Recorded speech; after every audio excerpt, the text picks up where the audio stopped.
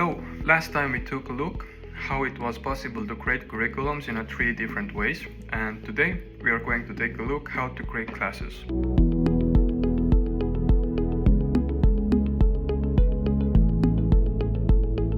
Under the curriculums menu, we will find a button called classes, and by clicking on it, we are presented with existing classes that have already been made. To create a new one, we will simply click on the new class button, and this will prompt us this pop-up dialog where we can specify a class name, description, mark the end date, and most importantly, we can associate this class with a curriculum that we just have created. On the Members tab, we have different ways of inviting students. So let's say we have already invited students to this platform. So in that case, we can specify them by using their names.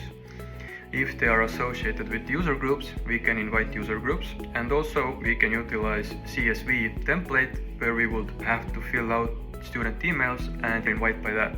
The last tab is for assigning roles.